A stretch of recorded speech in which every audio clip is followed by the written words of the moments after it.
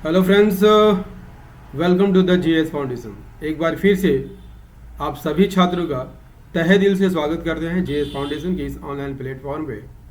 और दोस्तों, सबसे पहले तो मैं ये कहना चाहूँगा कि आप फटाफट से इस सेशन को अपने दोस्तों के साथ शेयर कर दीजिए, है ना। फटाफट से इस सेशन को आप दोस्तों के साथ शेयर कर दीजिए। और यदि आप भी इस चैनल पर नए हैं तो चैनल को जरूर सब्सक्राइब कर लीजिए, बेल आइकन को जरूर प्रेस कर लीजिएगा।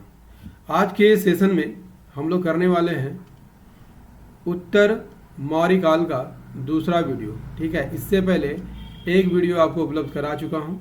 यदि आपने उस वीडियो को नहीं देखा है तो मेरे प्लेलिस्ट में जाकर देख सकते हैं।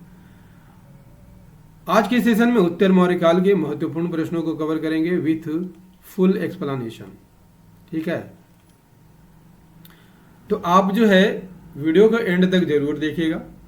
चलिए शुरुआत करते हैं आज के सेशन की। पहला सवाल आपके स्क्रीन पर है, क्या कहता है विक्रम संवत कब से प्रारंभ हुआ? इसका सही आंसर हो जाएगा ऑप्शन बी, 57 ईसा पूर्व से। विक्रम संवत की शुरुआत कब हुई थी? 57 ईसा पूर्व में हुई थी। विक्रम संवत की शुरुआत किसने की थी? चंद्रगुप्त विक्रमादित्य ने। किसे हराने के बाद? शकों को हराने के बाद। क्लियर।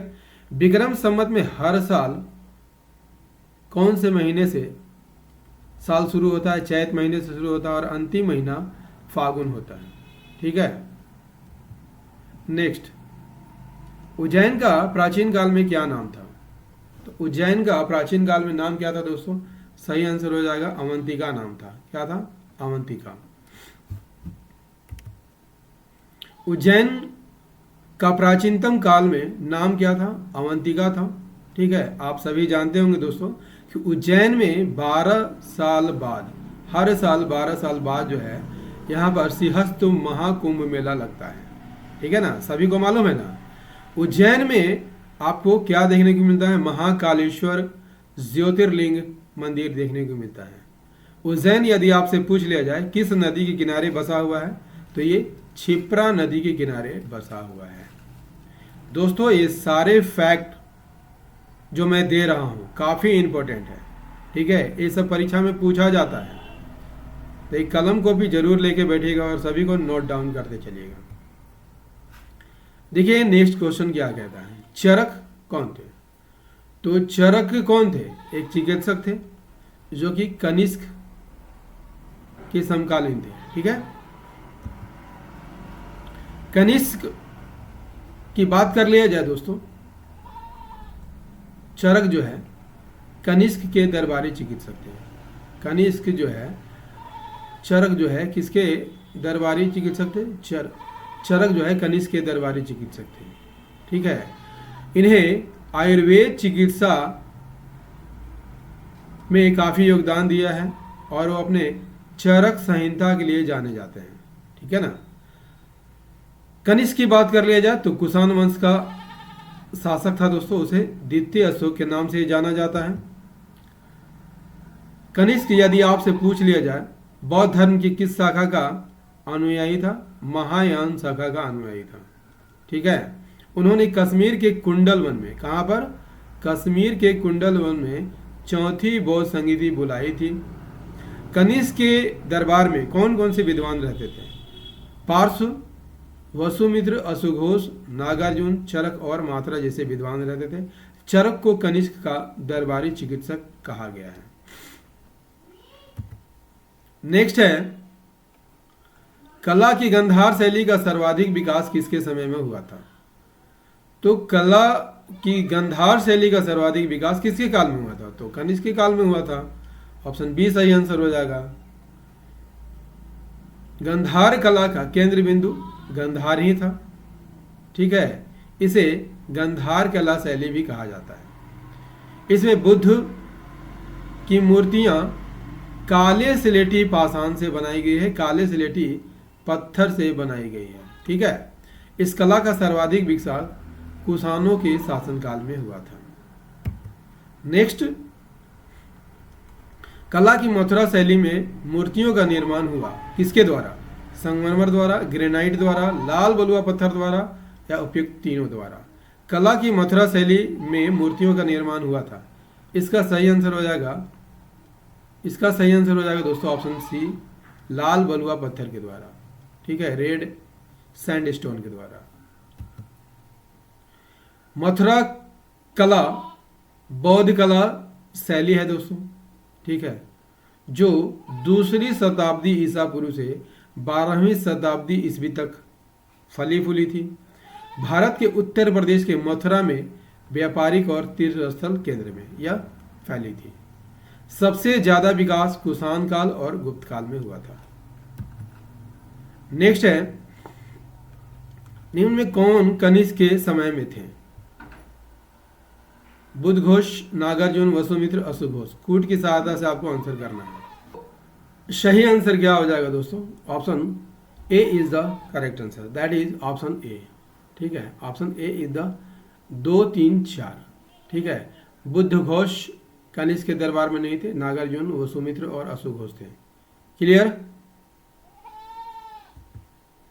बुद्धघोष की बात कर लिया जाए तो बौद्धाचार्य थे और उन्होंने पाली साहित्य को समृद्ध करने में अपनी भूमिका निभाई थी।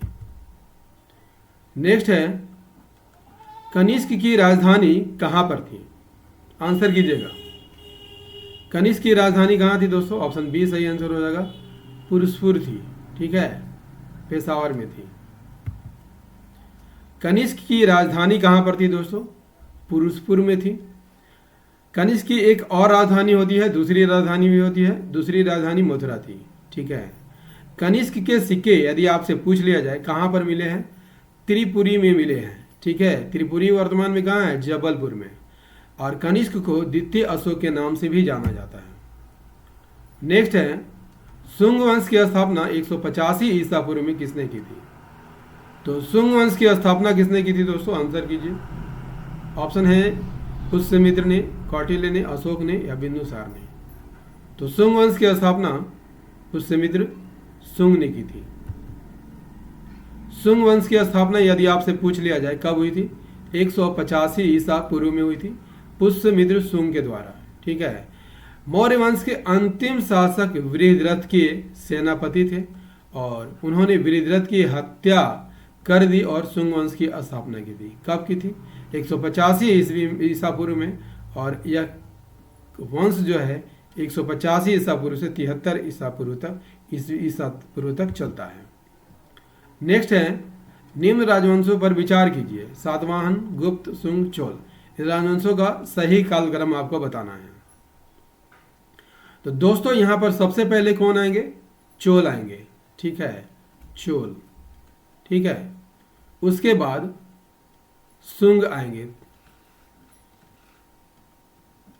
उसके बाद सातवाहन आते हैं, उसके बाद सातवाहन आएंगे और अंत में, ठीक है, अंत में कौन आएंगे? गुप्त आएंगे। तो सीरीज क्या बनेगा? 4, 3, 1, 2। 4, 3, 1, 2 किसमें है? Option B. Option B is the correct answer. Chola वंश का कार्यकाल 300 ईसा पूर्व से 1279 ईस्वी तक था। शुंग वंश 185 ईसा पूर्व से 73 ईसा पूर्व तक। सातवाहन वंश 30 ईसा पूर्व से 200 ईस्वी तक और गुप्त वंश 240 ईस्वी से 280 ईस्वी तक। ठीक है, मौर्यों के बाद दक्षिण भारत में सबसे प्रभावशाली राज्य कौन था? मौर्यों के बाद दक्षिण भारत में सबसे प्रभावशाली राज्य कौन था? सही आंसर हो जाएगा सातवाहन था। मौर्यों के बाद दक्षिण भारत में सबसे प्रभावशाली राज्य कौन थे? सातवाहन थे। और मौर्यों के बाद दक्षिण भारत में सातवाहनों के अलावा चोल, चेर, पांड्य जैसे कई राजवंश आपको देखने को मिल जाते हैं।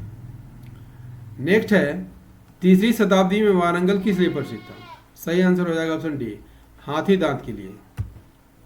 तीसरी शताब्दी में वारंगल किस लिए प्रसिद्ध था? हाथी दांत के काम के लिए प्रसिद्ध था। नेक्स्ट है, दोस्तों सेशन कैसा लग रहा है एक बार कमेंट करके जरूर बता दीजिएगा। मौर्य काल में रोम से सर्वाधिक मात्रा में निम्न में से किसका आयात किया जाता था? सही आंसर हो जाएगा सोने का आयात किया जाता था। मौर्योत्तर काल में रोम से सबसे ज्यादा आयात होने वाली वस्तु कौन है? सोना है। नेक्स्ट, मौर्योत्तर काल में निम्न में से किस विवाह को हेय समझा जाता था? ठीक है, मौर्योत्तर काल में निम्न में से किस विवाह को हे समझा जाता था, यानी इज्जत की निगाह से नहीं देखा जाता था। सही आंसर हो जाएगा गंधर्व विवाह। गंधर्व विवाह में क्या होता था दोस्तों, क्या होता था, एक प्रकार का प्रेम विवाह था, एक तरह का प्रेम विवाह था। इसमें वर जो है वधु को अपने अभिभावकों की अनुमति लेने की जरूरत नहीं होती थी। नेक्स्ट कर लेते हैं, पाणिनि रचित अष्टाध्यायी के सूत्रों पर महाभाष्य लिखने वाले पतंजलि निम्न में से किसके समकालीन थे। तो किसके समकालीन थे दोस्तों, पतंजलि शुंग शासक पुष्यमित्र शुंग के समकालीन थे। ऑप्शन बी सही आंसर हो जाएगा। पतंजलि शुंग वंश के शासनकाल में थे और किसके समकालीन थे, पुष्यमित्र शुंग के समकालीन थे। पतंजलि ने पाणिनि की अष्टाध्यायी पर एक टीका लिखी थी, उसे क्या कहा जाता था, महाभाष्य के नाम से जाना जाता था। पतंजलि ने पुष्यमित्र शुंग के अश्वमेघ यज्ञ का पुरोहित के रूप में संपादन करवाया था और पतंजलि ने योग सूत्र नामक एक ग्रंथ लिखा था, जो किसकी पुस्तक है, योग की पुस्तक है। नेक्स्ट, यमन राजदूत हेलियोडोरस किसके दरबार में विदिशा आया था। तो सही आंसर हो जाएगा ऑप्शन डी, भागभद्र के दरबार में। यमन दूत हेलियोडोरस शुंग राजा भागभद्र के दरबार में आया था। भागभद्र कौन था, तो शुंग सम्राट था। इसने 114 ईसा पूर्व से 83 ईसा पूर्व तक उत्तरी और मध्य भारत में शासन किया था। शुंगों की राजधानी कहाँ थी, पाटलिपुत्र में थी।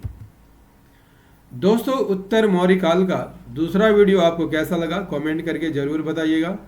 यदि सेशन पसंद आया हो तो एक लाइक अवश्य कर दीजिएगा, अपने दोस्तों के साथ शेयर कीजिएगा और यदि आप भी इस चैनल पर नए हैं तो चैनल को जरूर सब्सक्राइब कर लीजिएगा, बेल आइकन को जरूर प्रेस कर लीजिएगा दोस्तों।